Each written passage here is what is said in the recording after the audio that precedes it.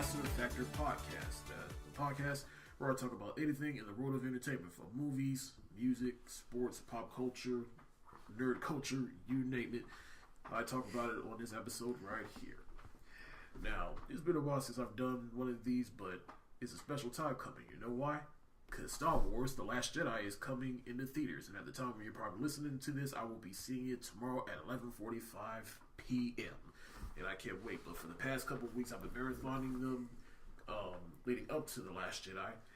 And then, now, I rewatched these movies once before to do a review of them. It's on my YouTube channel. If you've seen it, check it out.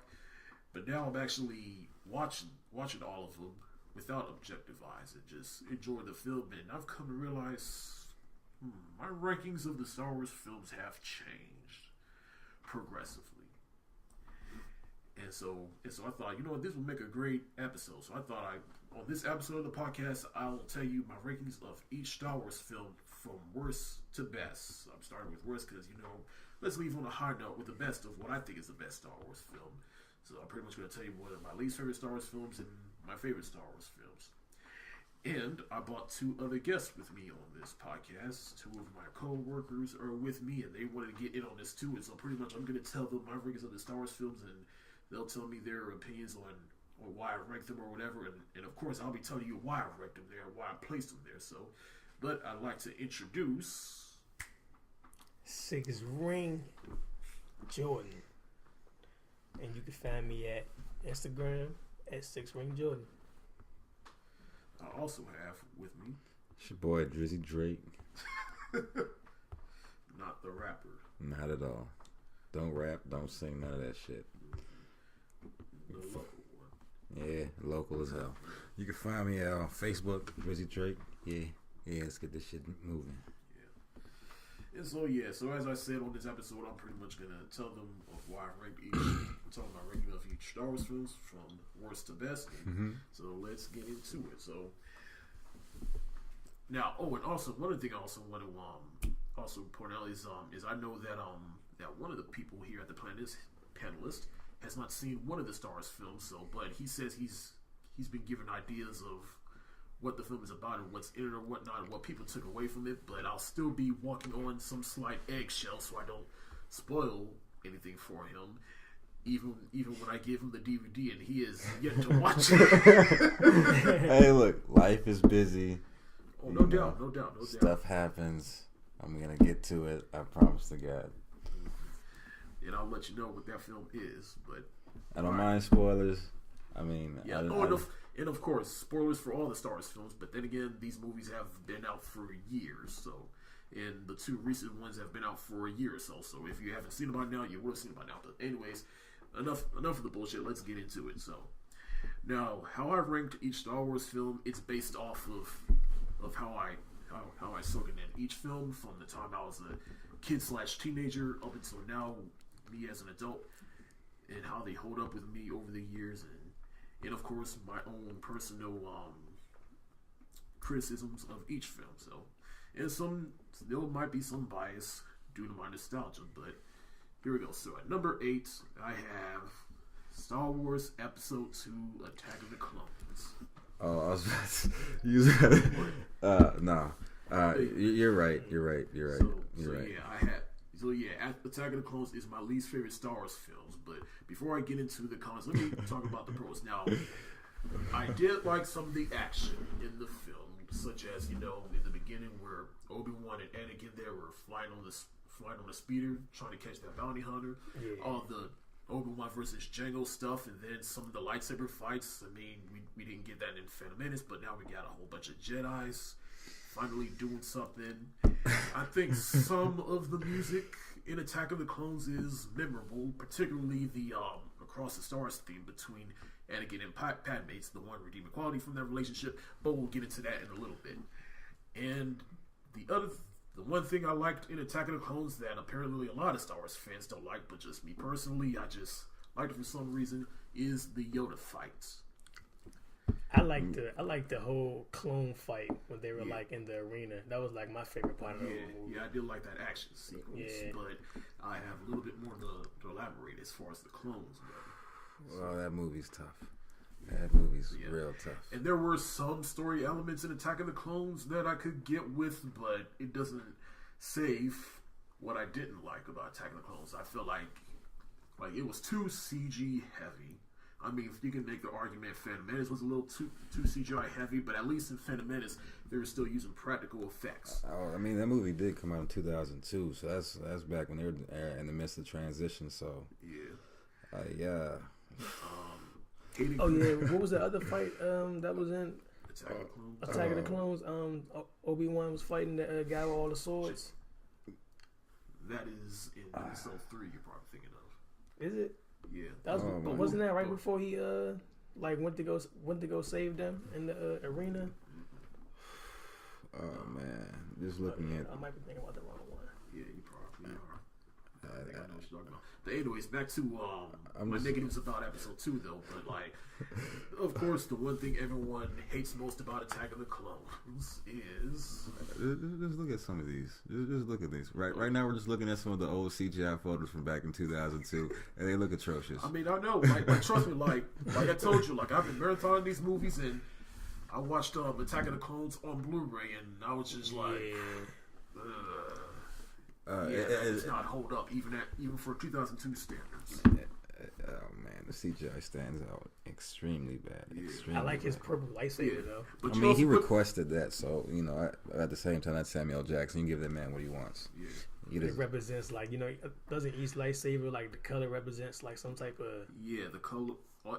Every color of the lightsaber represents something, but we don't know what the purple stands for. But we know that red means Sith, green means you're a Jedi Master, blue means you're a Jedi Knight. What is purple though? We don't know. But the only reason Mace Windu has a purple lightsaber is because he went up to George Lucas, the creator of Star Wars, and said, "Hey George, I'm a bad motherfucker, and I want a purple lightsaber." And he got that motherfucker. So what does the green ones mean? He's a Jedi Master. So the green one and the red one mean you're a Jedi Master.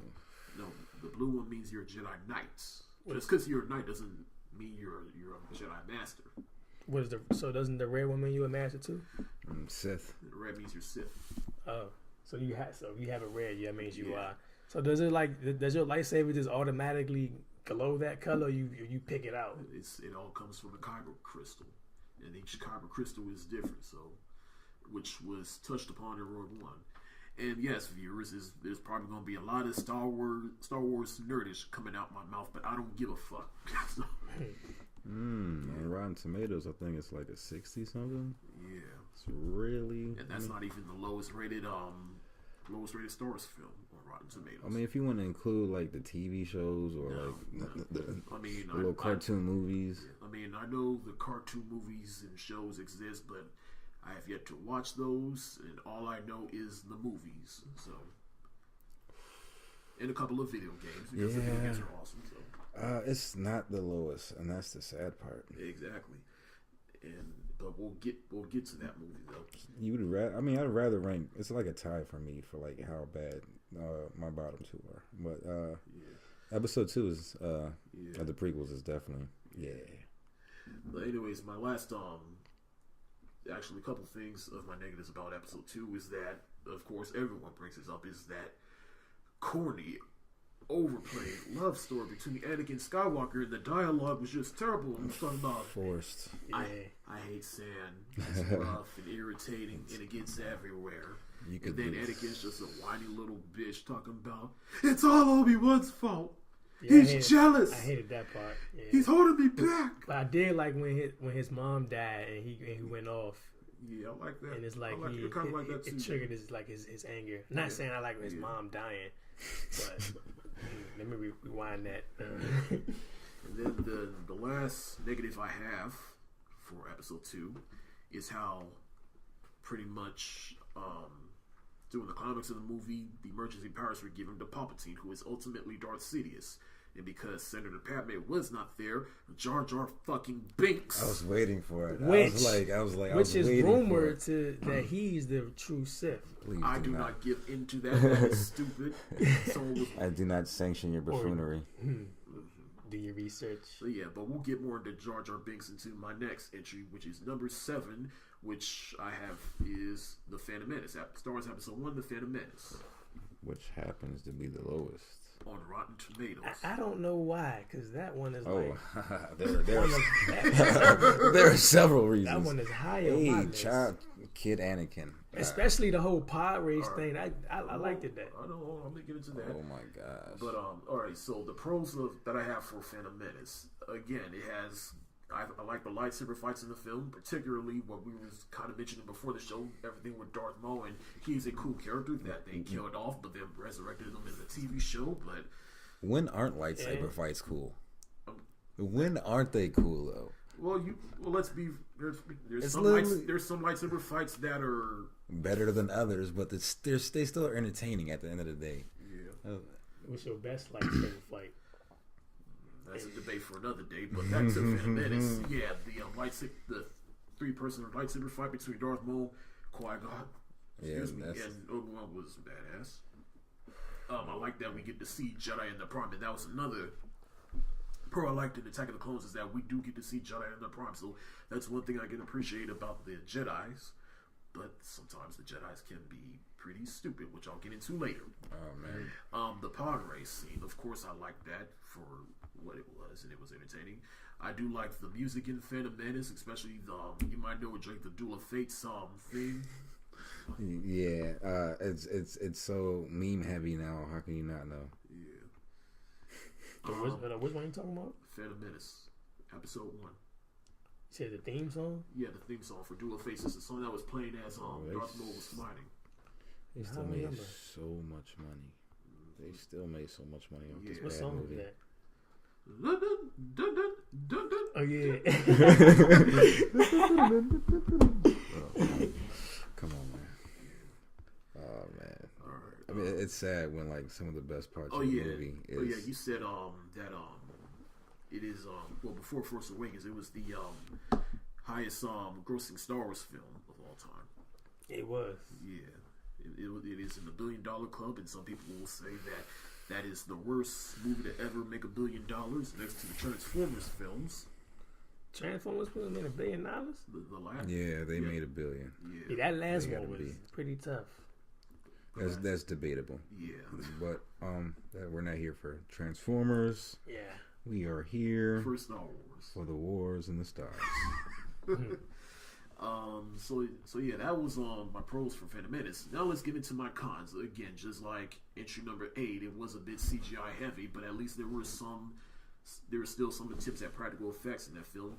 There was too much political stuff in Phantom Menace, especially for a Star Wars film, especially in a world where George Lucas himself says that these movies are made for kids. So I mean, I don't give a fuck. I'm a grown adult. I still like Star Wars. Some of them. I don't think that movie was made for kids. Yeah, some of the aliens are not. Yeah, those are pretty scary. And there's been some decapitations in Star Wars. Oh yeah, especially Boba Fett watching his father get his head chopped off. Mm-hmm. Yeah, we kind of skimmed that over, but you know. And your own father cut your own hand off. Like, what the fuck? Yeah. But then again, they weren't too bright to begin with. I mean, how many times can you fall in a Sarlacc pit when it's only on one planet in one place? You got a big fat monster. Well, what was the name of that monster that stay in the sand? The Sarlacc pit. Yeah. I'm talking about the fat one, like the fat guy, the one that. Talking about Jabba the Hutt. Yeah, Jabba the Hutt. I mean, that was his boss. Like, well, that's scary for a kid though. Looking at something like that. I remember I saw Jabba the Hutt and said, I want his action figure. And sure enough, my parents got me that action figure. Yeah, as good parents, but you have a weird, I'm not going to say weird, but you have a sixth sense of taste that early. I couldn't stare at that thing. It reminds me of like a brown Slimer from Ghostbusters. I had the Star Wars game on Nintendo 64. My first Star Wars game. I was young. I don't know if I was 6 years old though. How old was you when you got your first Star Wars toy? I have to dig deep in my memory for that one. But anyways, let's get back to the list though. But so yeah, I feel like in Phantom Menace there was too much going on between all the political stuff and all the Jedi stuff, and it was just a little convoluted, and there are some stereotypes in that film. And I'm not just talking about Jar Jar Binks, which I'll get into again. But those little Viceroy guys, they were kind of stereotypes for Asians. It's right down to the way they talk. And then of course, Jar Jar fucking Binks. The introduction. Binks. Misa got Jar Jar Binks. Misa, your humble servant. Oh man. Did I bring back nightmares? So many. So many. He's such a stereo. He said, I feel like he set black people back 5 years. 50 years. Jamaicans especially. I'm sorry. I apologize. This was not intended. I think he's a genius. Oh my gosh. There's always that one guy, He's right? a mastermind. He is not no evil Sith. Trust me. That's the ultimate plot. I mean, I've seen Star all the theories Wars. and seen how people break it down, but let's be real, that is never going to happen. I'm sorry. All George Lucas got to do is write that in, like, yes, this was the ultimate plot. Yeah, then he saw the bad reception Jar Jar Binks was getting, so he said, "Well, never mind." Shoot. Yeah, so that proves my theory. Then that really was. I mean, he was there for quite a significant amount of events, you know, that took place before, you know, everything started colliding on itself. The power trade. I feel like that's the route he was going for, and then he seen the possession, and then he switched it up. Like, hold up, nah, let me fumble this. So yeah, Attack of the Clones and Phantom Menace are my bottom two on what I think are the worst Star Wars films, and how do y'all feel about that? I wouldn't put episode 2 at the bottom. I would swap, but I would put Phantom Menace as like not at my least favorite because I like that one, but it wouldn't be at the top though. The main thing I take away from Phantom Menace all these years from I haven't seen it in a while, but the last time I did see, the only thing I really took away from it was actually the pod racing. That was it, pretty much. That's all I have to say about that. Yeah, pretty much on the Phantom Menace is like only thing you really remember about the movie is like the last fight. The last fight in the pod race. Everything else is like, what happened? Like, you know what happened, but it's like you can't really explain it. But episode 2 though, that was besides all that, the whole love story part. I think the whole Clone Wars, the whole clone part was like that. And the other thing before we move on to the other thing I forgot to mention about the clones is that they were all CGI. I mean, the clone troopers were all real human beings. I know there's a lot. You're one of the same person. Yeah, for real. I did not know that. The clone. Yeah. They're all from, I believe, wasn't it Boba Fett? Oh, yeah. Jango Fett, yeah. Jango Fett, He was the host for the clones. The host for the clones, yeah. So does his son become the new Jango Fett or something? He becomes Boba Fett. Boba Fett. Either way, stupid, they both die. Yeah. In stupid ways. Spoiler. Boba Fett. I was thinking it was the same person for Jango Fett. Well, they are, but they're not. You know when he had his head cut off and like the son took the helmet, his dad's head was still in it. Yeah. Hey, I was the only one that noticed that. Oh man. And you wonder why the head didn't just out of the helmet. Yeah. Oh my gosh. Probably got singed to it. Yeah. All right, so let's get into my number 8, which is, not number 8. Let's talk about number 6, which is the controversial one. And also the one that my boy Drake has yet to watch, and that is Rogue One. Yeah, I have not watched it yet, but I've seen enough. I've seen enough, and I've heard enough, and I've been spoiled enough to. I think I can give a slight opinion on this, or a little bit of. All right. Well, here are especially the whole. Yeah. All right. In the movie. Well, Rogue One. The things I liked about Rogue One which is what the story's about, which is them trying to get the plans to the Death Star and how to destroy it.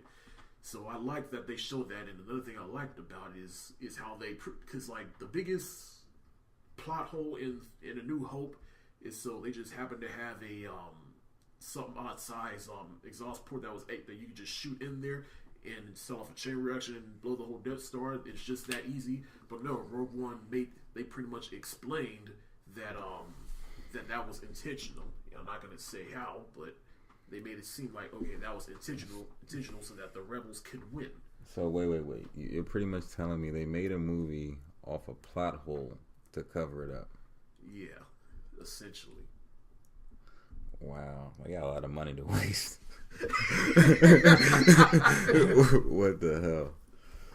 Oh man, I'm pretty sure George. I'm pretty sure it was. George Lucas was like, I'm tired of him asking.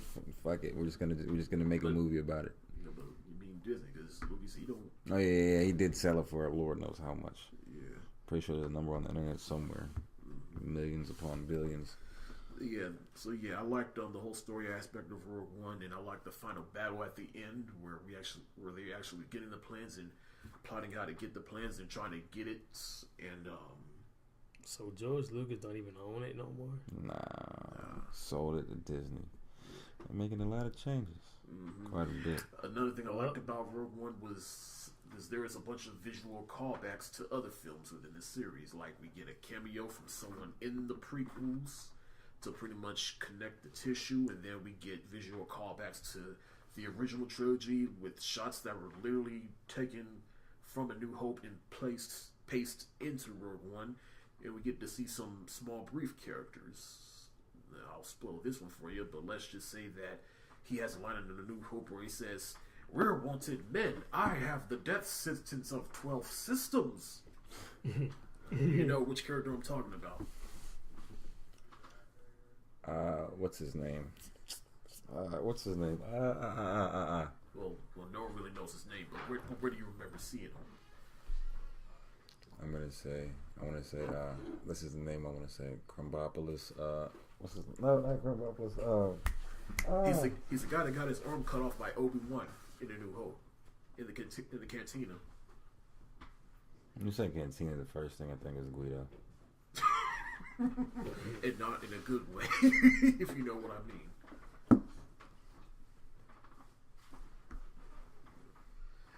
Alright, so my last positive about Rogue One, it also leads into my negatives about Rogue One, which was there were some characters I did like about Rogue One, like the Jyn Erso character, the female in the movie, the main female in the movie, and how she's pretty much ties into the whole plot of the Death Star and how it can be destroyed. I liked K2SO, or as I like to call him, that is C3PO.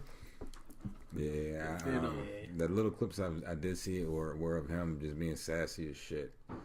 Quite hilarious. Yeah. And then there's Cassian, the second Latino in the Star Wars universe. Getting a little diverse there. Yeah. I mean, if you really think about it, there's always one black character in every trilogy of Star Wars movie, including Rogue One. Oh, man. Think about it. The prequels had Mace Windu, the originals had Lando, and this current series has Finn, and Rogue One has Saw Gerrera. All right, so we go Lando, traitor. It is what it is, man. It is what it is. Sold out your buddy to the Empire. Oh, we'll get more into that later. Mace Windu, dead. God damn it, dead. Finn, you're like a fucked up clone, man. Oh man. All right, carry on. So yeah, so there's Cassian, and then there's the Chirrut Avery character, the Asian character in Rogue One that knows the Force and beats people up with a stick. I like. Which is also played as Ip Man. Yeah. That's what I didn't like about that. I was like, no. Then he's doing like karate or something in the movie. So it was like, I mean, like really, technically that's like the Force arts, you know. That'd be like having Bruce Lee in a Star Wars movie doing karate. I'd actually like to see that. That would be tough. That would be so tough. Like, you probably couldn't even get close to him. But I like Chirrut's little chant in the movie where he says, "I am one with the Force. The Force is with me. I am one with the Force. The Force is with me." He was dodging bullets. Yeah, you know. I thought that was so cliche. I mean, it might have been, but I mean, it was a little fresh take for Star Wars. Yeah. I did see that little clip, and that was. Yeah, so, that's one of the things I liked about Rogue One. It was a fresh take, making it a war film. But let's get into the negatives of Rogue One, which was another spoiler, but you might have seen this on the internet. Oh boy, I'm sorry, Drake, but one of the things that stood out to me was CGI Tarkin and CGI. Oh yeah, Leia. I did that. Yeah, that people brought that to my attention. I found that was amazing because how long has he been? He's been dead for quite some time now. I hope their family got paid. They probably did, because I remember at the end of the credits they said we'd like to thank the estate of Peter Cushing, who played the actor that plays Tarkin. So, I mean, it's good to bring a face out of retirement, but sometimes it's. But as far as the whole Benjamin Button effect, I think it is getting better, because we saw young Robert Downey Jr. in Captain America: Civil War. I'm like, holy shit, that's Robert Downey Jr. And it's gradual. It's gradual. I mean, it's getting better with time. At first it's a little bad, but I think it's just I think the reason that stood out to me in Rogue One, because it's like, one, he's dead, and two, is just it almost looks believable, but at the same time you can tell something's off. So. Then, of course, with Leia, I feel like I'm not as butthurt over that, and probably mainly because at the time when Rogue One came out, Carrie Fisher had passed 2 weeks later, so I kind of just passed it off as a little tribute to her. So, I mean, it makes the movie a little bit more impactful. Died? The actress, in real life. I didn't know that. A while back, man. Right after they shot the movie. A little bit after. Yeah. So it'll be interesting to see how they what they do with her. Let's see. But the biggest thing I didn't like about Rogue One was, yes, I understand it's a war movie, but at the same time I feel like it didn't move with a sense of urgency. Like, if you watch all the other Star Wars films, they feel like, all right, it's going like this. Even during the quieter, slower moments, it feels like it's moving like this. As opposed with Rogue One, like, I remember I saw it in the theaters, I was just like, okay, like, this is a time lapse of me enjoying the film, so okay. And then we get to the final battle at the end, where they finally get the plans to the Death Star. And that's my favorite part of the movie. That was my favorite part too. And then next thing you know, we get this other. Darth Vader, he was that like was that. Another. Man. Well, did you see that part? Cat's out of the bag.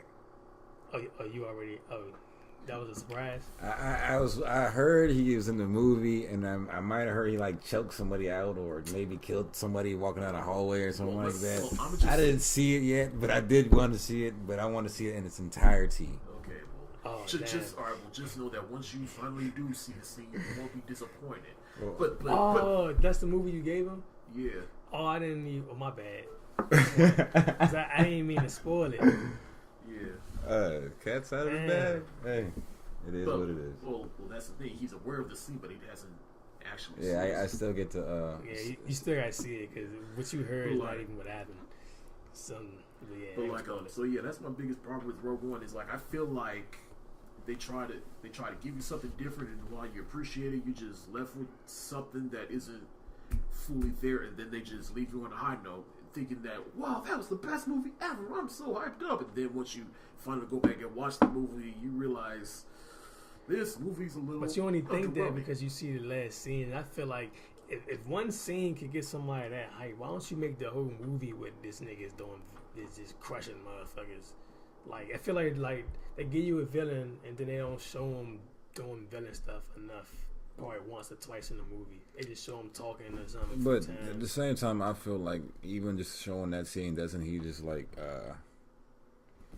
But I want to see why everybody fear you so much. You know what I'm saying? I want to see you doing it. You see why everybody fears Darth Vader. It's called Episode 4, 5, and 6. Yeah, but now this is the new age. It's like Disney trying. A lot of people weren't born. Yeah, a lot of people wasn't born back then to see that. Some people ain't about to look at them old movies. Some people them things too old.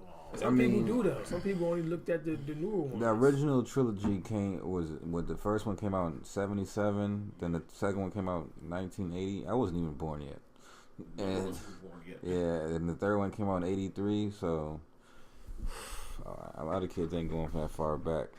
Like you catch a 14-year-old, you catch a 14. They gonna learn today. You catch a 14 or 15-year-old now, they might not go back and look at that far. They might just look at the newer ones coming out in theaters. That's how they get the information. The original Planet of the Apes is old as dirt, and I still went back and watched it. True. Some movies are classics. I go back and watch. But at the same time, when you type in Star Wars, several Star Wars are gonna pop up, and they're gonna see so many. They might not know where to start from. They might start from the prequels. They might start from the originals. They might start from the new set that's coming out.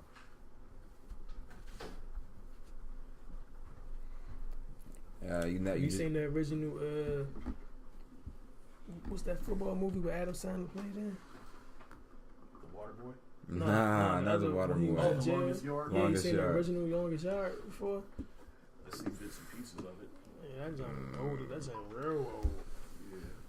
Just throwbacks. I mean, it's a generational thing. Some people they can get their kids into it. And they can learn from Jump Street which ones to start watching, because you might pick the wrong set of trilogies to get into, and then just not even get into Star Wars. And that's my point though. Like with the old Longest Yard joint, I can't watch that one. I like the new one. Yeah. I mean, modern takes are nice, but I mean the modern take, each generation is very different. I mean, look at the first set. Like to this day, is still held among the best three, if not some of the best trilogies of all time. Like, to go back to what you were saying of which trilogy to go off of first, like I'm with you on that. Like with me, like if I see someone that is a virgin to Star Wars, I'll tell them watch the original trilogy first, then the prequels, and then the later movies. Exactly, because I mean at the same time, the prequels, they're technically like an info dump on. The info dump on the originals to make you understand like what the Force is, to break down things in a deeper manner, so you can understand the lore and understand like the characters a little bit deeper and like where they came from. Because at the end of the day, the original trilogies, even though they did have a lot of character development, well, they had some of the best character development, story, and characters of all time for the most part, and in history. I mean, that's debatable.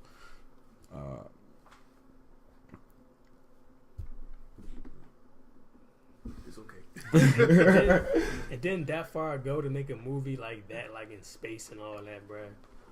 So I just lost my whole track. Alright, so that's all of Rogue One that I got to say about it. But how y'all feel about me placing Rogue One that low? I can't really comment because I haven't seen the movie. You got it as number 7? 6. I mean, yeah, number 6. Yeah. I still would put it higher because I feel like all 3 trilogies are worse than. There's only one thing saving. There's only one thing saving. Yeah. No. The other trilogy. Oh, the prequels. Yeah. Yeah. Well, a couple of other things, but small things. We'll get there. Yeah. All right. So yeah, at number 6 I have Rogue One. At number 5, which might be another controversial choice. Can't be.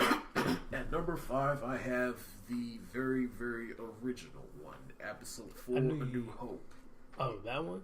Yeah, I have that at number 5, and some people might question why don't I have that a little higher, and why is it lower than some of the other films? You out here drinking blue milk, man? Something wrong with you, brother. Yeah, but let me get into my positives for A New Hope, alright? So again, like, A New Hope, it is a classic, not just among fans, but just in film period. Like, it inspired the blockbuster or whatever. But what I liked about A New Hope is it's a classic hero's journey in which we follow Luke Skywalker, who is arguably one of the best characters made in film. I will say another positive I'll give Rogue One is it did add to A New Hope a little bit, given with the Death Star stuff and how it leads into A New Hope. And of course, the characters in A New Hope are classic, like not just Luke Skywalker. We get Princess Leia, which I would say is in the top 3 of female heroines in film and TV. Of course, the action. We all love the action, especially at the conclusion of the film where they're flying in the trenches, trying to destroy the Death Star. The lightsaber fight between Obi-Wan and Darth Vader. And of course, the music is just brilliant. Like, Star Wars is a classic, no doubt. No one is ever doubting Star Wars, the original one, for anything. But, however, for me, personally, just me as a person, I will say the biggest thing of why I have A New Hope at number 5, and especially so low, is because I feel like having seen the next 2 films that followed after that, which is Empire Strikes Back and Return of the Jedi, I like those films more. And then I look back on A New Hope, like, I feel like Lucas, he didn't quite go the distance with A New Hope the same way he did with Return of the Jedi and Empire Strikes Back, and understandably so, because it was the first movie, and he it was the start of his journey. You know what I mean? Each hero has a three step. The beginning of the journey, I guess you can say the clash, and then the climax. I mean, it's the beginning of his journey, but that's what I mean. I still wouldn't. I don't see it as fifth, but you got it, boss. Yeah. I mean, it is what is it? What does it say? I would agree with you on fifth. I would put that on 5. Yeah. It's the second highest growing film of all time, grossing film of all time. Yeah, I know. Jesus Christ, man! And it's 5. All right. And of course, I gotta talk about the special editions of the original trilogy, because whether we like it or not, they did add to the films, whether it's positive or negative. And with the special editions for A New Hope, they added a little bit more to Tatooine, which I didn't mind that at all. There's a scene added in A New Hope that I really wish they had kept it out of the film. What scene is that? Which is when Han talks to Jabba the Hutt. It was in the original cut of the film, it wasn't in there, but then for the special editions, he added it back. But I prefer it cut out of the film because it adds to the mystery of who is Jabba the Hutt? Do we know who is he? And then once we finally do see him in Return of the Jedi, he's like, holy shit, that's Jabba the Hutt. So, yeah. I mean, he sounded more intimidating than he looked at the end of the day. I think it just looked creepy. What they said about him in the original made you feel fear him, but at the same time they never gave you a visual. So it's all right, they're hyping this. They're hyping up this giant fucking merchant slave trader. The guy can get his hands on anything and anybody. You don't want to come across as great. By any means, you don't want to betray this guy. And you look at him, and you're like, God, imagine if he was sitting right there. You think you would be talking smack? Yes. Just be like, shut the fuck up, you fat fuck. When has he ever moved? Besides his arms, I don't recall him ever. Well, except the small dose he was in Phantom Menace. Yeah, I was gonna say and I mean he moves like a slug, and slugs aren't. I mean he's he literally is like a 9-foot slug. He's built like a pile of trash, man. I think I'm just.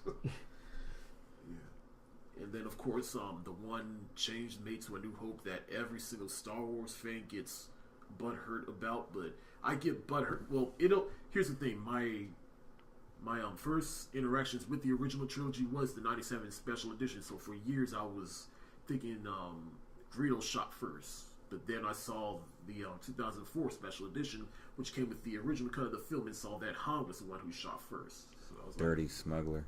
Yeah. Our favorite dirty smuggler. What do you think about Forrest Whitaker?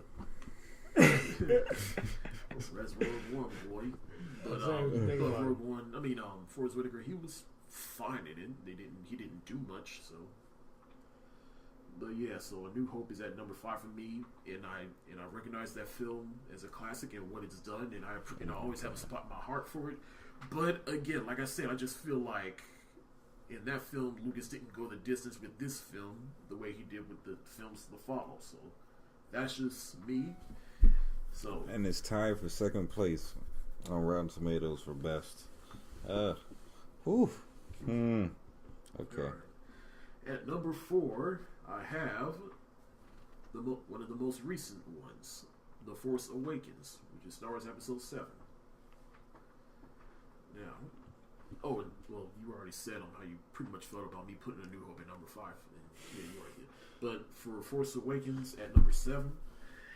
That would be my last. Ooh. I'm going to get back to you on that in a little bit.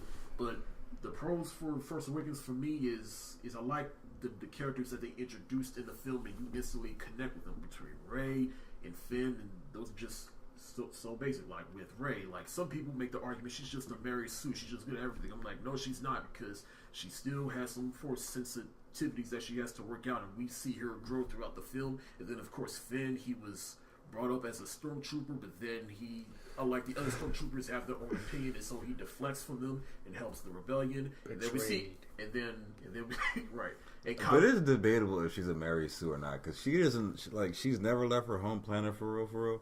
And then she gets on the Millennium Falcon and flies it. They might explain that. Finn is a traitor. He is though. Like he's a traitor to the First Order. Yes, he's a traitor. And help the rebellion. He's traitor. I mean, if you want to put it like that, damn, we do have 2 black guy traitors. Okay, first of all, one of them was a traitor to his own friends. The other one was a traitor to the most evil thing in the galaxy. Who was the other one? He's referring to Lando. Yeah, Lando Calrissian. Oh, but we'll get back more into Lando in a little bit. But yeah, so I just give me a break. Just give me a break. Can I get one guy who doesn't get like smoked or it doesn't like turn sides, not a turncoat, like who just like through and through the whole story? Like he might start off as nothing and like build his way up, but can he just not be like Samuel Jackson got smoked? Definitely. By Anakin. Yeah. We'll get more into that in a little bit. But anyway, so yeah, Force Awakens is at get my notes back up. Hold on. Alright, so yeah, I have Force Awakens at number 4, which is for the characters and the journey with all the characters, and of course the action within the film, especially at the very end with like one of my favorite moments in the Force Awakens when Finn he's going off with Kylo Ren for a little bit. They're fighting in the Force. Yeah, then he gets his whole back sliced up or whatever, and then Kylo Ren he tries to use the Force to get Luke Skywalker's lightsaber, but then no, the lightsaber goes to Rey. When she catches that lightsaber, I remember when I saw it in the theaters, they gave me chills. I was like, yes! Yeah. I think that's what everybody was waiting on, like the whole snow scene. Like, oh, finally, the black boy about to do something, and then and here's the other thing. Another thing why I like that particular fight, because Force Awakens, it came out in the same year as Jurassic World, where we had another epic fight between the motherfucking T-Rex and the I-Rex, whatever the fuck that dinosaur was in Jurassic World. But I find the fight between Rey and Kylo Ren more entertaining than that T-Rex fight. It's a new Jurassic World. I mean, you can't really connect with a T-Rex. You can connect with those two T-Rexes was alright though, but I feel like it was unrealistic. Like that regular T-Rex beat that other one, like the one that was created. Like, come on, that jump was way more deadly than a regular T-Rex. Yeah, we'll talk more Jurassic World later. So yeah, the action in the film, the characters and their journey, and I like how it kind of felt like a nostalgic trip in a good way though, because like we see all these old characters again with Han, Chewie, we're home, and we see Chewie and then C-3PO, the biggest cock blocker in film history, in my opinion. Yeah, he's got like a watch, like or something like a timer or a button that just goes off, and just, he knows where to be at the precise time, just getting away with some buttons. Yeah. My biggest con for Force Awakens is the music in the film was a little underwhelming, and it felt too much like A New Hope. I mean, like, don't get me wrong, like I love the Force Awakens. Copy and paste. I love. Let me say this real quick, but like I like Force Awakens, but and say what you will about the prequels, but at least they tried to do something different. So. I did not fear Kylo Ren like I fear Vader. That's why I cannot put that movie where it needs to be, because the whole with the second he took his mask off and I see him like looking at the scrawny kid, I'm like, okay, you're still dangerous. You got the Force. You're a fucking Sith Lord, whatever. That's cool. But at the same time, then you start complaining on then we find out the reason why, or we have an inkling on the reason why you're acting the way you're acting, and you start throwing hissy fits and tantrums. It's like, all right, even though Anakin had his moments, we still had those who know the originals before the prequels know, like, how badass Vader was. And it's like, when you look at Kylo, even though you're trying to humanize him and whatnot, he just comes off as a little bit of a grown-ass crying baby with fucking telekinetic powers. And can't find his eyeliner because he's a goth. It's like there's that too, him and his makeup. But that's for a different story. And that's what and that's like one of the reasons why I got that at my bottom as like one of my at the lowest of my list, because I feel like they hyped him up to be so. Like, I thought he was about to be like real, like worse than Vader. Yeah, I was expecting him like the Juggernaut, but with like a lightsaber, just like mowing cats down left and right, just staring, just force choking cats out like 10 at a time and throwing them into space. Yeah, the whole time. But yet, like you damn near, you're supposed to be like a master Sith Lord or whatever. You damn near fucking get killed by 2 motherfuckers who've never held a damn lightsaber in their life. Like, come on, man. Like, you train every day, especially with the Force. You got beat, even though your Force sensitivity might be a little bit weaker than maybe Rey's, but at the end of the day, like, she just got her. That's another reason why she's a damn Mary Sue. Like, you just get the Force, and you're beating Kylo Ren. Sith Lord. I mean, but do you not remember the scene where she was struggling to use the Force, where she was she had the restraints on her, and she tried to tell that stormtrooper, "You will remove these restraints and leave the room with the door open." And it took her a couple times for her to actually get it. How long did it take Luke to even like move anything? Just to, like it took him like weeks. Like she did it in a few minutes. Like okay, this motherfucker had Yoda on his back doing like push-ups in the swamp, lifting up like fucking like he couldn't even struggle to lift up a freaking like an X-wing. It took him, come on, man. It took him all night to lift up. No, it took him way longer than that. Like, come on. It was a whole freaking, montage, man. Like, come on, son. Like, no. Like, there's no way.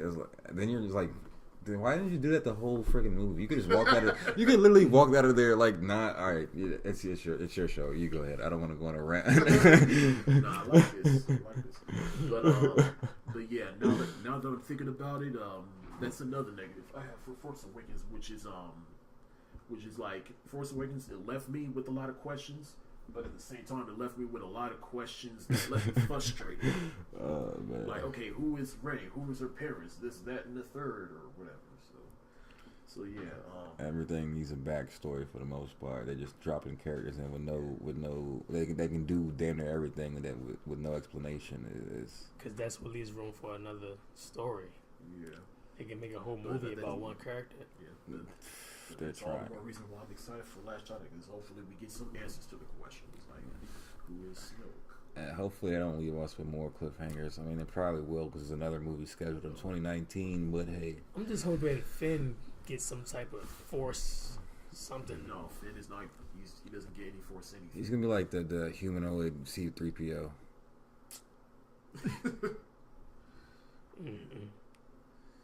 And now that I'm thinking about it, I guess another, just a small, it's just me nitpicking. See, but you might as well go ahead and change your rankings now. Nah, I ain't changing it. I'm leaving where it is. But another, this is a very small one. Where the fuck is Lando? Like, where the fuck is Lando? We got all the original cast in there, so what happened to Lando? And even for Last Jedi, they still don't have Lando.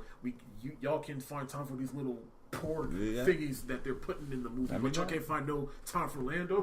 Now that you mention that, yeah, I did notice. And now that you mention that, where is Lando? Because wasn't he chilling with the freaking Ewoks at the end of the day? Yeah. If you could. All right, carry on. So despite the fact of how I feel with Force Awakens, I still have it at number 3 because I did find it as an entertaining update of what a Star Wars movie would be like in this time of age. And the biggest thing I took from Force Awakens was the characters, and I want to go on this journey with the characters. So that's why I have it at. I think Lando's dead. Man, they're not going to introduce him anymore, probably. They might have been saving him for this next one. What could he possibly be doing? Working for the betraying somebody else. Petty, are we? Yes, very much so. All right. Okay, so probably my last controversial choice of where I have a Star Wars film. Here we go again. At number 3, I have Episode 3: Revenge of the Sith. I knew it. That's my number 1. Ooh. I can see his blood. I love that one. I watched that one more than any other Star Wars movie. All right, well, let me say this: like for Revenge of the Sith, what number are we on? Number 3. No, don't forget, there's 2 I haven't mentioned yet, so there's still some hope. So yeah, number 3 I have Revenge of the Sith because it's probably the most nostalgic Star Wars movie I've seen multiple times, because I remember when that movie was getting ready to come out. It's the story of it's finally the story of how Anakin becomes Darth Vader. So it's like the anticipation for that. I remember it like this was exciting. And the movie was the first Star Wars movie to get the PG-13 rating, so you know there was going to be some dark shit in that movie. That was the main story of all time of like Star Wars. Like, that's what everyone wants to see. How did Darth Vader become Darth Vader? Yeah. But when you saw it, we'll get there because I'm not even finishing my positives. Like, when you saw it, all right, you go ahead. I feel it was tight though. Let him go. Oh man, I love the music in Revenge of the Sith, especially when Anakin and Obi-Wan are fighting. You know, the battle of the heroes was like dun dun dun dun dun. You know it's sad when you got to start off with the music, right? I didn't even start off with the music. All right. And but again, another thing about the fights was, despite how choreographed they were, I did like the fights in the film. But you know what was my favorite fight in Revenge of the Sith more than Anakin and Obi-Wan? It was the fight between Yoda and the Emperor, just because even in the marketing and all the trailers, they had told us like, all right, we got this sweet fight between Anakin and Obi-Wan, but they didn't even tell us about this Clash of the Titans fight between two greats on both sides. That it was amazing. It was amazing watching Ragdoll with the glow stick jump from side to side in the room. With the creepy old man. It was amazing for the 91 seconds it was on screen. It was amazing. I'm not gonna lie. Even though I got to play as him in Soul Calibur, both I bought both versions. Got to play as Darth Vader and Yoda. He did the same thing, just do backflips. Yeah, Star Killer as well. Can't forget about him. But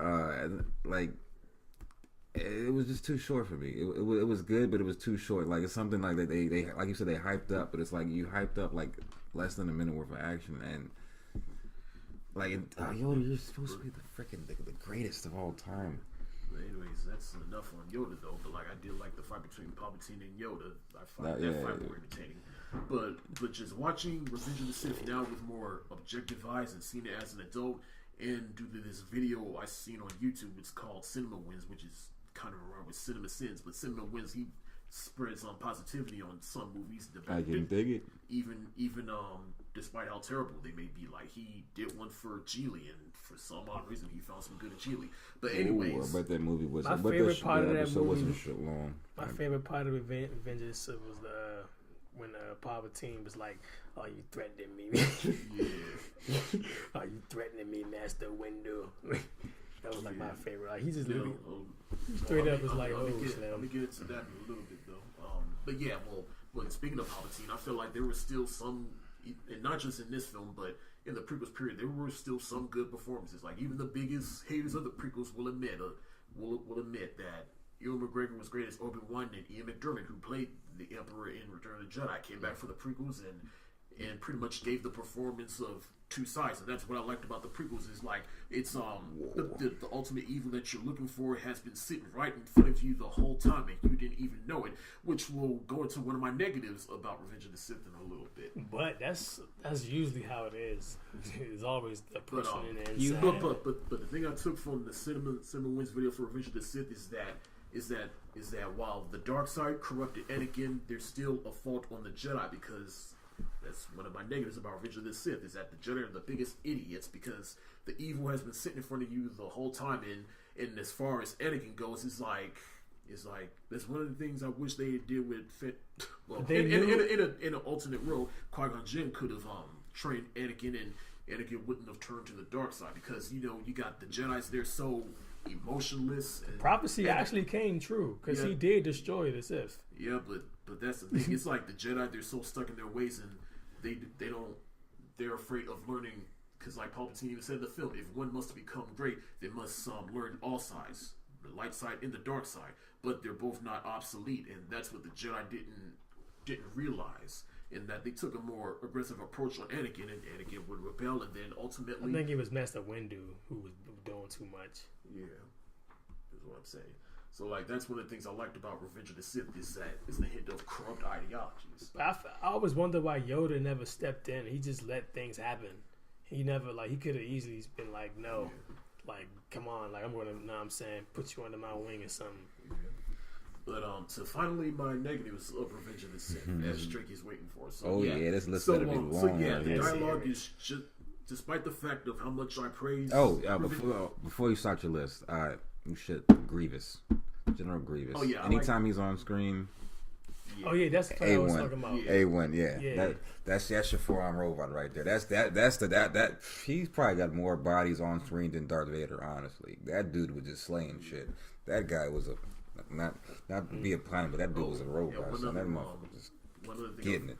One other positive I forgot to mention about Revenge of the Sith is after Anakin does turn to the dark side and Palpatine he says execute Order 66, and we just get that emotional moment between all the Jedi's being wiped out, and that gave me chills. And we even see Yoda for a quick second. He's like, that made me think like the whole entire time.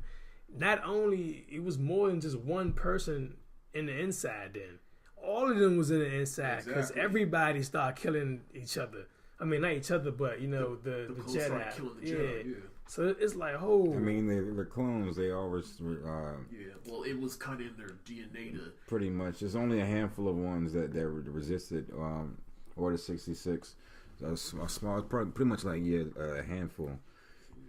Every single clone, though, like this whole time. And you're leading them at the front, so you don't even realize you're getting shot in the back and you're already dead by goddamn blasters. And so, but back to my cons for Revenge of the Sith. So the dialogue is just as bad in Revenge of the Sith as it was in Attack of the Clones, especially at the end where Padme's like, I don't know you anymore. Anakin, you're breaking my heart. Oh my gosh. I liked that. You were the chosen one. I liked that. me and Drake, we joked around about this. I didn't like the part when he was. I don't like the part with him and Obi-Wan though. Like that whole argument was like, you turned her against me. I ain't like that part. I was like, it's a meme. That's how bad. It's so bad it's good. It's a fucking meme. But the acting was a little bit off, but a little bit. Well, you would not take it from me. For Hayden Christensen, who plays Anakin, but especially with Anakin, he's like, well, no, not Anakin, but Obi-Wan. You were the chosen one. It said that you would destroy the Sith, not join them. Bring balance to the Force, not leave it in darkness. I don't like how Padme died though. Like giving birth and having heart attacks. But but they said she just lost the will to live. Anticlimactic. Like, and then another. There's another good quote. Always take the high ground. It's over, Anakin. I have the high ground. Oh my gosh. Yeah. So there's a lot of not so great acting in the film. How did you say that? I like that's another thing I would mention. Like when that shit right there happens, what we're looking at is a picture of Anakin getting cooked up by the lava on the Mustafar system. Bro, that gave me chills because that truly connects the tissue of why Anakin needs the suits because he's got fucked up and he's low on breathing. So puts two and two together, but I always wondered though, like, but it's kind of how does he function in that suit? Like how much force did he have to use on such a dying state to stay alive like that? Like you're pretty much. Your brain is damn near cooking in your head right now. Like your head is like you could also he probably made a force barrier or something to keep his life. You could also ask that same question to Palpatine when the Force lightning shot off of Mace Windu's lightsaber and he was. Did that show how old he really was or something, or did it just make him age like that? I think the Force lightning just cooked him to the point where he was looking all saggy in the face, man. Yeah, and Robot Chicken, they made fun of that moment where he was like, "Hey, before you go, can you look at my face? My face feels funny." And then he looks at me and is like, "Oh my God, I look like a scrotum with a face." Anakin, if you had turned to the dark side 5 seconds earlier, we could have ruled the galaxy, and maybe I could have gotten laid one more time before I died. Man, he does it like a sponge that is left behind the counter or something, man. Like that guy. As I said earlier, the Jedis are idiots because, like I said, the evil is in front of you, and I will say how Anakin turns to the dark side like that. It does seem a little abrupt. Like 5 minutes ago, you were on the dark side, and the next thing you know, you're. I mean, you can blame it on the acting, man, because the acting wasn't. It was like I guess you would say subpar. Yeah, that's the word we're looking for. Why do they eyes turn colors like that? So they start just turning the dark side. I would argue for the same reason he got burned the fuck up is because he's suffering. A lot of it's symbolic. I mean, like, you know, like a Sith, their eyes turn like yellow or something. Like how, like, their eyes change. It's the Force. So like I said, like Revenge of the Sith, despite the fact that it's my number 3, it's my most nostalgic Star Wars movie that for some reason I find myself watching over and over again. Like I said, like I've been marathoning through all these Star Wars films, and so far Revenge of the Sith is the one I watched twice. Like I watched it here, and then I watched it while I was putting Christmas decorations up at my mom's house. Wow. I wish they explained in Star Wars the real difference between the dark side and light side. Like when they say, "Oh, you join the dark side," do they just mean you're evil, or what is you get to give into your emotions? You know, you get to do as you wish. You get to take what you want. Well, when you're on the light side, it's like an order of things. You can only do so much because once you give into them temptations, you start to. It becomes an addiction to the point where you just want to keep doing stuff. And you end up just. That's why there's a rule of 2 as far as the Siths. There can only be 2: a master and an apprentice. Yeah, because if there's any more, they're gonna take. Well, there were more, and they end up pretty much fighting for power. Yeah, which is another negative I forgot to mention was the story of Darth Plagueis the Wise, which is Palpatine's master. So, but anyways, to wrap number 3 up, so yeah, I have Revenge of the Sith at number 3 because it's for some reason the Star Wars movie I found myself watching over and over again. But it's still at number 3 for a reason, not just because of the next 2 entries, but because I still feel like episode 3 it still had some flaws, and I thought those flaws were huge flaws. So, Revenge of the Sith at number 3. At number 2, I have episode 6, Return of the Jedi. Now, I used to. Well, obviously my number 1 is my favorite, but like Return of the Jedi is my second favorite because of they continue on the story arc between Vader and Luke from episode 5 and I just like how they wrap that whole story arc up between the final fight, which is actually my favorite lightsaber fight in Star Wars, that final one between Luke and Anakin, and especially at the end where they fulfill the prophecy with Anakin that he is the one to bring Force back into balance and destroy the Sith. And when he picked that Emperor up and threw him in that little power generator thing, yeah, I really like that. And I like how in the beginning it's pretty much for the first 30 minutes they're saving Han from Jabba the Hutt, and I found that very entertaining. I just like the conflict and revelation with Luke's story and how that affects everyone around him, and of course the action in the film, like I said. But the biggest con I have from Return of the Jedi is the Ewoks, because I remember the last time I watched Return of the Jedi was in prep for Force Awakens. Now the Ewoks, well, I'm gonna say this: the Ewoks, they didn't bother me as much, but I can understand why the Ewoks bother people because it's like this. I feel like the Ewoks represent the first time George Lucas was like, "Hey, I'm gonna create something, and I'm gonna create it not for what's best for the story and the plot of the movie, but for merchandising, so I can make a couple of crappy kids movies after this. Kids love the Ewoks and sell like hotcakes, and plus it also doesn't make sense. Like when the Emperor says that a legion of his best men are on the Force moon of Endor, and they get taken up by little ass teddy bears. Yeah, the technological advantage that the Ewoks do not have is so vast that the simple fact they're freaking using these AT-ATs and whatnot as freaking like test dummies with rope and string, taking down these giant mammoth like contraptions. It's baffling. But I don't have a problem with the Ewoks. I have a Shih Tzu at home that reminds me of an Ewok, and I have no problem with it. Ewoks, y'all cool with me. Anybody has a problem with Ewoks? Brad. Nah. It's like, I'm gonna say it like this, like, I don't get as butthurt over Ewoks as anyone else, but I can understand why they do. But I can say, like, recently when I watched Return of the Jedi, when the Ewoks finally came on screen, I started to get a little bored just watching it, not just as a fan who's not watching it to review a movie, but just watching it just for fun. I'm like, yeah, the Ewoks kind of derail the story in the middle half of the movie a little bit. I mean, they don't. I mean, they're there for a reason. But everything else around that I did love and like. So, yeah, so Return of the Jedi is number 2 for a reason. And, of course, I got to mention the special.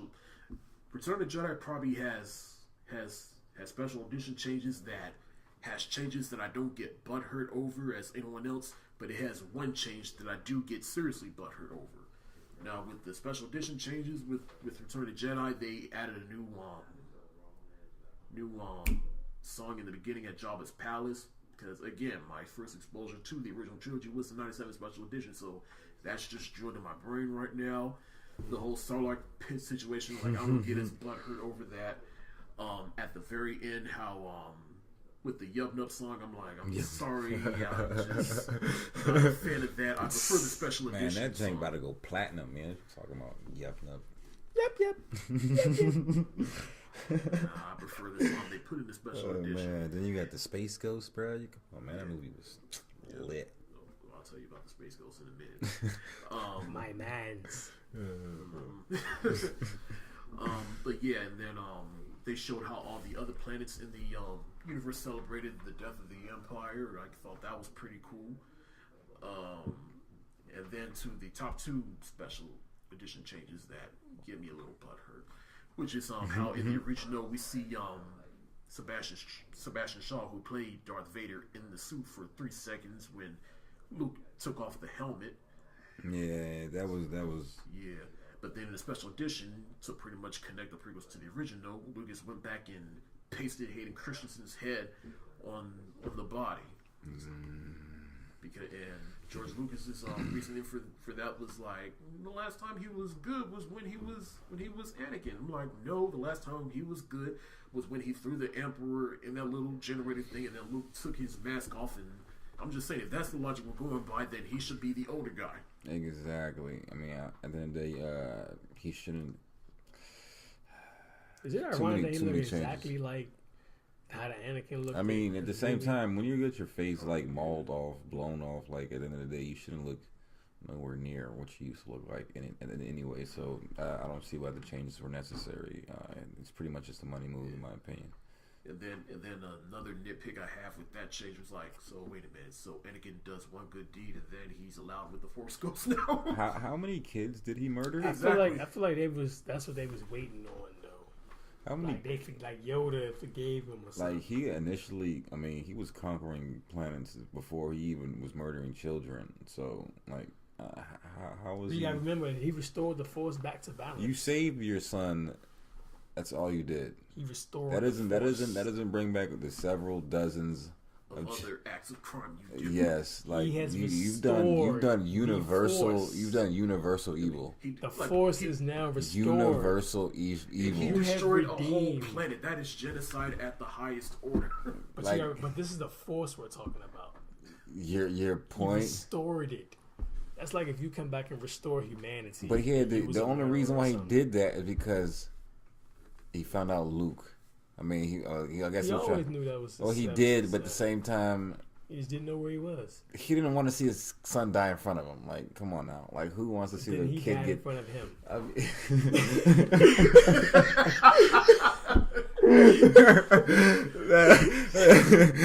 think that was on purpose. I don't think that was on purpose. I really don't. How you gonna get your son the same fate you don't want? Man. I mean, he saved his son at the end of the day. I mean, I give him kudos for that, but that doesn't give you enough kudos. You know, that doesn't jump. That doesn't like. They make it seem like there's a fine line between good and evil. All you gotta do is do one thing to be forgiven. Like you can go see the Pope, and it's like you're all good now. You've been prayed away. Been revoked. Exactly. Like it's like that's like real life. Now, man, you repent, you can be all forgiven. He has a point on there. I'll give him that. All right, carry on. So yeah, that's why I have Return of the Jedi at number 2.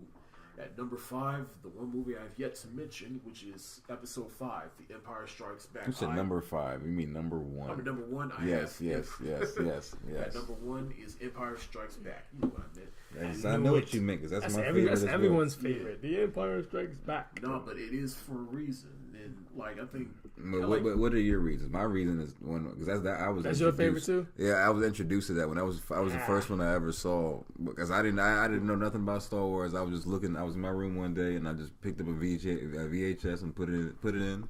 Next thing you know, I see some guy in freaking carbonite and a giant slug and a chick half naked. I was like, this shit seems very interesting. I'm gonna continue watching. I have Empire Strikes Back as my number one because it's there for a reason. Because like it really is the blueprint of a sequel done right, and it's the one Star Wars film. Like I couldn't really find a flaw in the film, no matter how hard I tried. And it's like also another reason why I like it because it lets me know that like, in not all movies the good guy's gonna win. Exactly, that's one of mine too. Like it was a considerably darker film. It furthers the characters, especially with Luke, and especially given the plot twist of the movie. No, I am your father. Like that was the plot twist of the century that changed the whole game. You sure it wasn't Lando? You sure it wasn't Lando? But like I've said earlier, like Rogue One felt like it didn't have a sense of urgency, but the other films do. But I feel Empire Strikes Back it definitely does. Like I feel like Empire Strikes Back it runs like this, and even during the slower moments, like during Luke's training, it felt like it was moving. And like there were some good quotes in the film, like Yoda, do or do not. There is no try. Yeah. I don't believe it. That is why you fail. That's my second. The most iconic line. Yeah. The most iconic line. One of the most iconic lines ever. Luke, I am your father. Like, come on now. Oh, yeah, come on now. And Yoda in the movie, which is he's a little bit more subdued in this film than he was in the prequels, because like a regular puppet would be a little bit more subdued than a CGI freaking rabbit.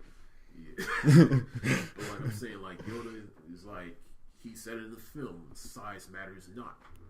You know, and I just feel like he was able to do something. They made Yoda look like a complete irritating little rat. But that's the thing, you know, he was this wise master. Don't do this, my man, yo. If you look at it in context of the films in chronological order, you'll see that like okay, in the prequels he was a little bit more wiser master, but then after what happened in Revenge of the Sith, he has to go into exile. Did he go crazy or something? Like, that's just him? Nah, he got away. He escaped to Order 66. After that, he dipped off to his own little planet and just. I'm just saying, like, the reason he act like that is like, did he go crazy or he's? Oh no, he's probably one of the smartest individuals in like the whole galaxy. Because he did that, he was irritating to Luke because he was trying to test his patience. But there is an argument to be made, like, you know, you've been stuck on the planet for 20-something plus years, you would go a little crazy. Well, yeah, I mean, and plus, like, what was he eating? What does Yoda eat? Like, he was there for 20 years, he's in the swamp. Exactly. Like, he had to, like, I don't know. There's a cave. There's already a cave with illusions in it. I'm pretty sure he's having a good time. I always wonder what he's doing on that planet. It's dark the whole time you on that joint. Obviously, I love the music in the film, the action of the film, the fight between Vader and Luke. That's my second favorite fight because Vader, he cuts his fucking arm off. Yeah. But luckily, Luke returns the favor and Return to Jedi when he cuts Vader's other arm off. Payback's a bitch. I mean, it is. But I mean, one was a real arm, one was robotic. You know. If Yoda was so tight though, like, did he have to go into exile? Couldn't he just? Yes, I mean, they were eliminating every single Jedi in the universe. Yeah. Yoda. Who can eliminate Yoda? If someone has that's like who can beat Batman. There's several guys who beat up Batman. I mean, someone like in Star Wars world, like I'm gonna say it like this, and I can't believe I'm about to use this prequel logic.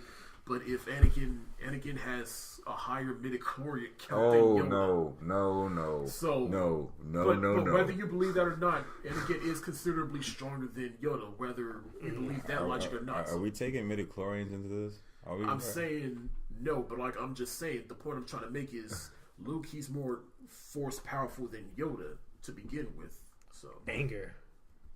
Well, if you take out anger, he. So you say his metachlorian count? All right, well, forget I said that.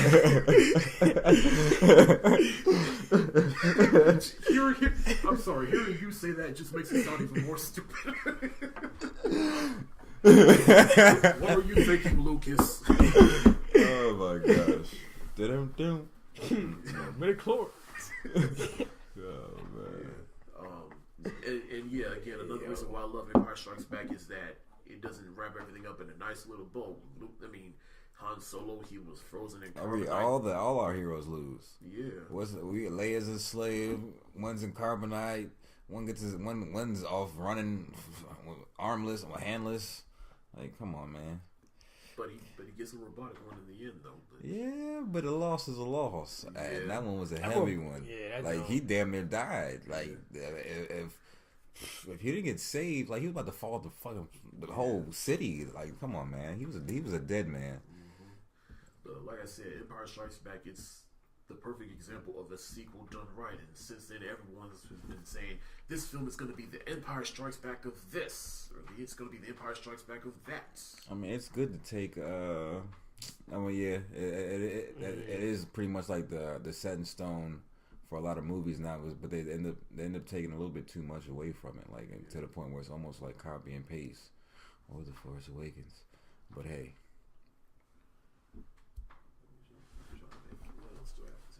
Okay, lastly, so back to Lando. So,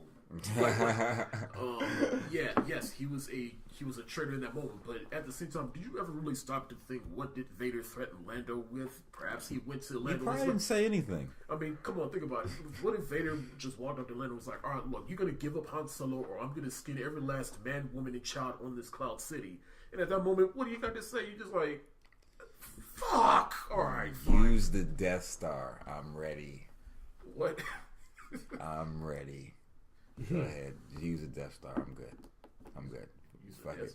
Yeah, just blow me up. We're going to war, baby. It is what it is, man. I probably got choked out. He probably would have came over there. That's his favorite move, a force choke. Yeah, I mean, especially to a civilian. Like, come on now. You just raise your tone a little bit too much in your next snap. So you're like, I'm altering the deal. Pray I don't alter it any further. He's really he for using telekinesis. Telekinetic powers to do that shit.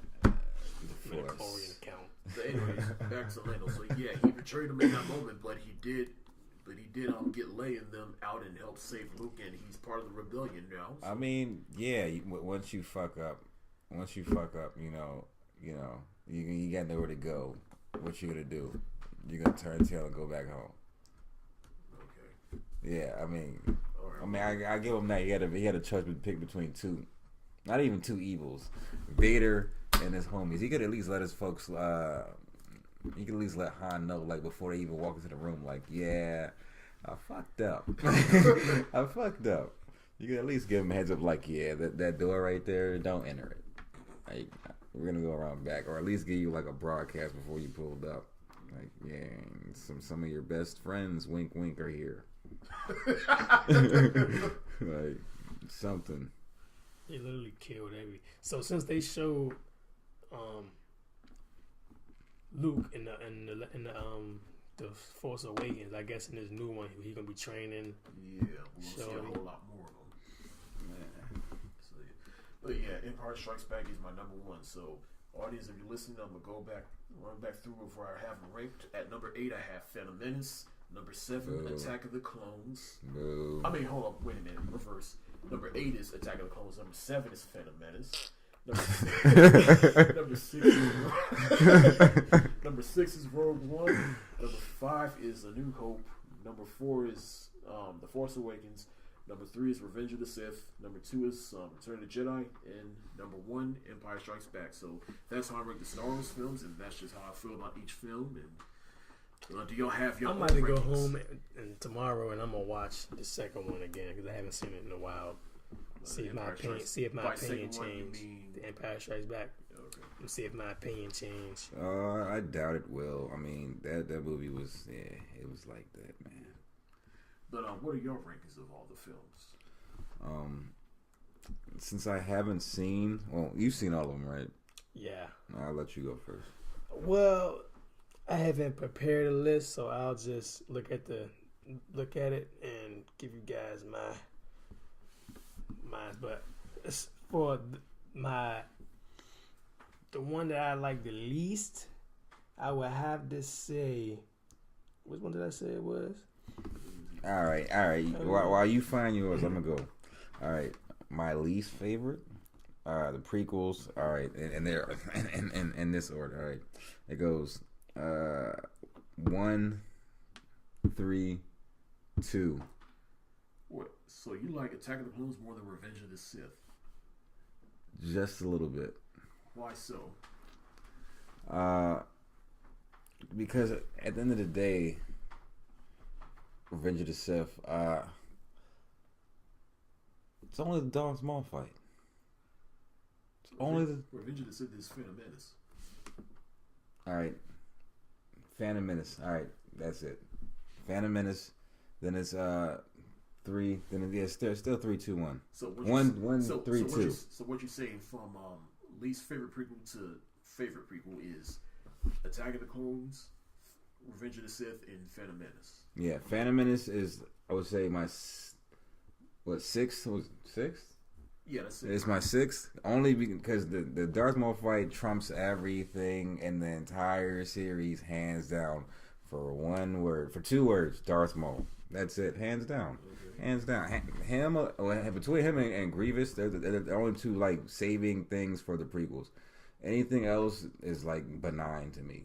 It just like it doesn't resonate. One of the most iconic characters. I mean, no, he's just his evil. Like it's like a different kind of evil between Darth Maul and like a guy like Boba Fett. They don't say much, but they get shit done. But while I look at Darth Maul as intimidating, but I look at Boba Fett as like a Three Stooges guy with cool armor. It's like you're just like you get the job. You look like you can handle the job until you get to the job, and you're like, what the fuck am I doing here? Captain Phasma.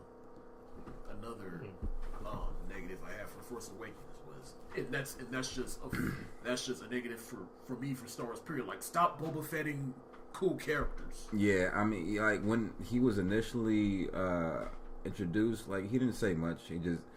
He got the job done. He did what he was supposed to do. He got hired, said like he probably think he said like maybe 7 words the whole movie, like the whole first series. Like he didn't say much, but once the helmet came off, it was like yappity yap yap. It's like, come on, man. It's like no one wants to hear your shit. It's like you're a mercenary. Mercenaries don't talk much. They don't even got kids they might. This is my opinion. I don't know. Like I expect the mercenary just to be like just to go ham, just go in there, just do work. Like I didn't expect some sob story. So the prequels are your least favorite. Yeah, hands down. All right, what's that number 5? Number 5.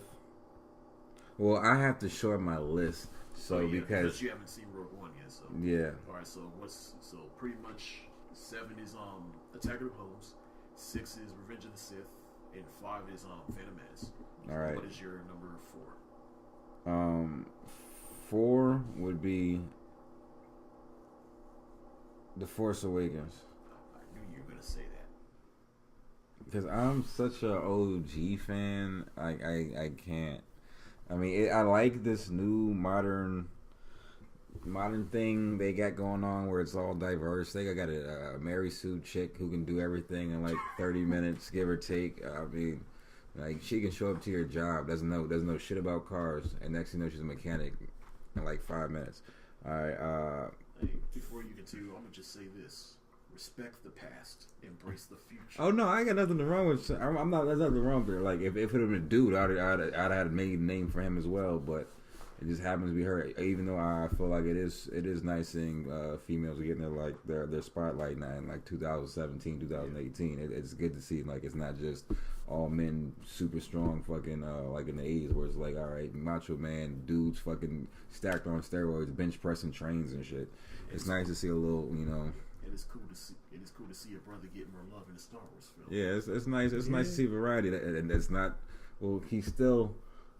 All right, we're not gonna regress. All right. Flynn's he's all right. You know, it's nice to see him doing things and not dying because everyone thought like, well, I'm just happy the fact he's in there because and he initially got so much hate for him being a clone trooper and like he just told off his fans, told off all the haters for the most part that. If you don't like it, fuck it, I'm gonna see the movie. I'm still gonna be me. I'm still gonna get paid. I'm still gonna be in it. And off of that, I respect the guy. Not just more like John Boyega, more than just Flynn. I respect him. But as far as the movie, Kylo motherfucking Ren. Another negative. Yeah, man. Negative. I mean, even though I know fucking Han Solo. I mean. Jive wanted to die since what the Carbonite. Yeah. I know he didn't want to do the fucking the movies anymore or whatever. But still, like the way that shit happened was so anticlimactic. And then I was still waiting for Chewie like to rip somebody's fucking arm off. Like you're known for doing stuff like that. Like I was just waiting for you. Like I just wanted to see Chewie just go berserk. Like especially in that moment. Like you just end up just running. I just wanted to see you just like spaz out. Because we heard all these stories about like your race and how like when you get angry, like don't even get near him. Like it's they just, did show like his race on the little fight on that one on Revenge of the Sith. But even still, that didn't show them at their fullest. Nah, it's just them. Their little they're just Ewoks, but bigger. Exactly, bigger Ewoks. Like I mean, you would think they're like, I don't know, barbarian savages, masters of guerrilla warfare or something like that. Like they're big, strong, they live in the nature. But I don't know. I'm just probably just nitpicking. But either way, Force Awakens is my number 4. All right, number 3. Where we at? Well, I have to go with the original Star Wars because I actually, like I said, I'm a OG fan, but I watched them in the wrong order. I watched 2, 3, then I watched 1, and that's how my rankings sit as far as my best is 2, 3, and 1. Because when I originally watched the second one, Empire Strikes Back, I thought Han Solo was the main character, so I was rooting for him. And then I'm like, damn, my man just got sealed off in the Carbonite. Like, what is gonna happen? And then freaking Luke getting his arm cut off. What's next? Like, it felt like an episode of Dragon Ball Z. It was like, next time on, like, what's gonna happen next? So I'm just like, all right, what's happening next? And then, yeah, 3 happens. It's like, oh shit, everything culminates. But why is it at number 2? For you, that is. It's hard to say because I feel like even though 3 might be the culmination of everything, 2 is what got me into it. 2 is what made me want to know what figure out what Jar Jar Binks was. I mean, not Jar Jar, but freaking it was all the aliens, Yoda, freaking I was just talking about it earlier. I just slipped my fucking mind. The fat slug guy. Oh, Jabba the Hutt. Jabba the Hutt. Yeah, Jabba the Hutt. Freaking C-3PO. It was like everybody was like, it was just new to me and it was different. Freaking rain cars and like the fighting pit. And like it was just so entertaining. It was so action oriented and it wasn't just about it was pretty much like a save damsel in distress. Come in, swoop in like a knight and save everybody. But it was like different. It was real different to me. So yeah, those are your rankings. You have a ranking figured out? Yeah, I got my ranking figured out. So my 8th at the last. Well, you know what?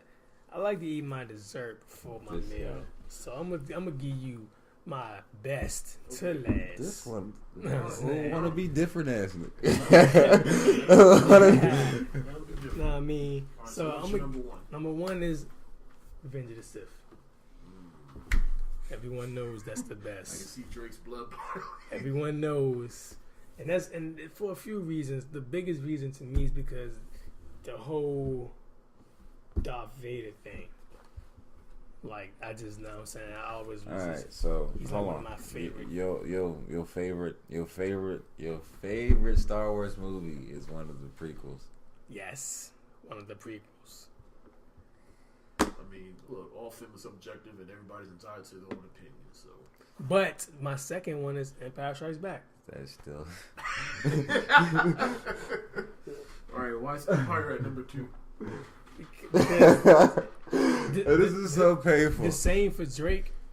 That used to be my favorite because that was also for me the first one that I seen. I didn't see the first one at first. I seen the second one, and before Revenge of the Sith came out, that was my favorite one. You know what I'm saying? So that's why I had to put it at number 2 though. But that one was Revenge of the Sith though. I mean, Empire Strikes Back. It was alright though because I liked it the whole training, I guess, with him and Yoda. All right, you like how they further the character. Yeah, it's the midway point of the journey where all this shit, he has to realize this shit, figure this shit out, and plan for this shit. You know what I'm saying? It's the midway part. That's always the most entertaining. It's either it was like the 3-part story part I was talking about earlier. It's like this is the part you're waiting on for real. Exactly. This is the part where it's like, all right, where everything, you know what I'm saying? Finally makes sense. Yeah, where he figures out what the fuck is going on. Like, all right, I have the force now. I can utilize this shit. I can actually fight back. I ain't gotta just run. I ain't gotta use blasters. I can go mano a mano with this Goliath of a man. Well, just come on, this dude was just so overpowered. He was having planets bow down.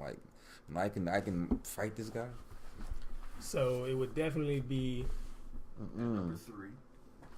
Number 3 is I was kind of debating between the second one. The first one and the third one, but I would probably put the first one number 3, and the third one would be number 4. Okay. What's that number 5? At number 5, let me see. Oh, Clone Wars. Oh, we're not counting the show. We're not counting any of the show. No, this is my list. Oh, I didn't say in order. This is my list. No, seriously, that's not number 5. And that's because... So there's 9 entries. So there's 9 entries in your list. Because you got to count the... Well, some people don't count this as an official Star Wars movie. What? But the Clone Wars movie? Yeah, I count the that cartoon version. Oh yeah. Star Wars. That was actually kind of tight. Yeah, it was Yeah, I haven't watched it yet. It's stuck on my Netflix queue to watch, along with other shows I need to watch. The only thing I have a problem with it's freaking Anakin, and I just think of Hayden Pearson or whatever his name is, the dude that played him. I'm just like, fuck this, I'm out. I can't do it. Yeah. All right. So number 5 is the Clone Wars. What's at number 6? That's episode 2. That was No, you didn't. Episode 2 then. Okay. And that's because that would have been higher, but it's just the only part I really liked about that whole movie was just the whole clone. Hold on. part. So your list is all right in order. 6 to. Well, you said. Revenge of the Sith at number 1. Yeah, that's... Empire number 2. A New Hope at number 3. Then the third one. All right. Then the fourth one would be. But at least we know what his least favorite prequel is, which I believe is your number 7. Is it, or is it not? Yes, my least favorite, and that's me. And well, no, I'm gonna switch that one. I like that one better than Attack of the Clones. Attack of the Clones. Oh. So let me switch that. I got that mixed up. I like that one better than Attack of the Clones. Okay. And where does Rogue One land with you? Rogue One, that would have to be, number 7, but before last. My last one was The Force Awakens, but yeah, now I'm saying Rogue One had to be before that one, because the only part I liked about Rogue One was the whole ending. Yeah, the ending. Well, it's not the only part I like, but it was the most interesting part. All the anticipation was building up because they kept showing this guy, making it seem like, you know what I mean, he's so like that, and then they finally show him do something versus just give a threat or something. Yeah, and the last one, Force Awakens, to refresh my memory, why is that your least favorite? Because I just felt when I seen it, I remember watching it, and I was just looking like, I just thought it was going to be. First of all, I was upset because I thought the black boy. I don't know why I keep saying that. I thought Finn was gonna be the Force. Was going to have the Force, and he didn't. I was upset that he was a stormtrooper. I was like, okay, I feel like his backstory should have been. Trailers, they said that he started out as a stormtrooper. Yeah, but I was just, even with that, I was kind of iffy. But I thought like, a stormtrooper got some force in him. All right, this might have a, know what I'm saying? But then he didn't. Then he got sliced in the back, and then she had to save him. And then I'm just like, I I don't like the fact that they made a girl have the Force. I feel like they should have made her come later after. You know what I'm saying? Should have been like Star Killer or somebody. You know what I'm saying? We live in a progressive world. That's all I got to say about that. I mean, I feel like it'd be like a different take because more of the male Jedi are more like I guess you could say stiff. If they're not doing like acrobatic shit, you know, you can see more like an agile way of the Force with a female. Because they I guess they have more flexibility. And I think they should introduce Star Killer like in a real Star Wars movie. He's dead. He died in the second one. And plus, I don't think that video game's canon anymore anyway. I don't think so. Yeah. Not in the slightest. Yeah. So, any final thoughts on everybody's lists? My list might be the shakiest, and that's because I was just brainstorming just now, though. But yeah, I like to rank my list on villains in Star Wars. You know where Kylo Ren sits with me? He's at the bottom. The very bottom. The bottom. Then I hated his It lightsaber. goes Kylo Ren to me at the bottom. Then it goes Lando Calrissian. Then it goes Jabba the Hutt. Then it goes Palpatine. Then it goes Darth Vader. At the very top of the list with the worst offenders, Anakin Skywalker. Anakin, hands down, he's a plague to society. He's a plague to the universe. Anakin? Yes.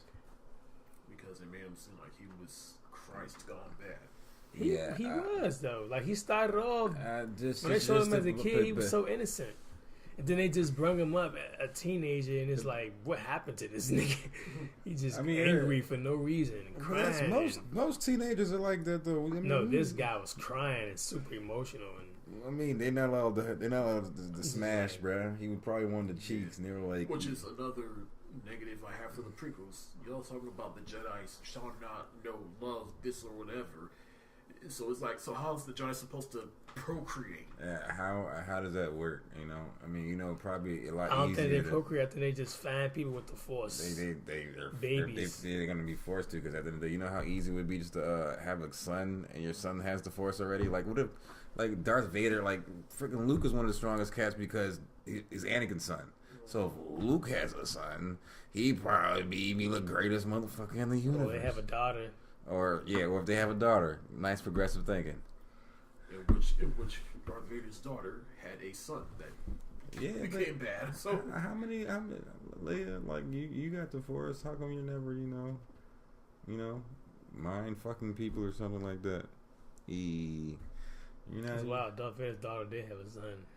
That went crazy. I mean, Leia could have did some big stuff if they, you know, actually utilized it right. She would have been like the real first, you know.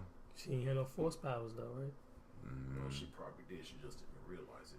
I mean, if she wanted to, she could have got out of that cell before she met Luke way in the beginning. But then again, at that point, they didn't know they were brother and sister. So, hey. So I think he was liking her for a second. Anyway, so to wrap this up, so the way I see it, Drake, your list is based off of your experience and as an OG Star Wars fan. I find Steve's list a little bit more controversial, and I call my list controversial but fair. It's yeah, all right, you got that.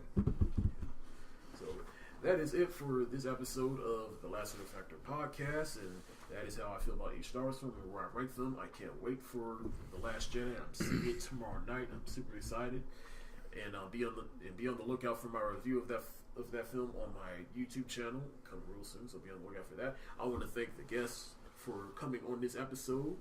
Tell them who you are, your name, and where they can find all your social media plugs and any special projects or whatever you got going on. 6 Ring Jordan Instagram. This guy, he's quite the character. That's your boy Drizzy Drake, Facebook. He chilling. And as always, you can find me on all social medias, like on Snapchat at Bradford the Director, on YouTube at Bradford Lassiter, and on Instagram at Bradatron. Thank you so much for listening, and until next time, Peace. 6 straight.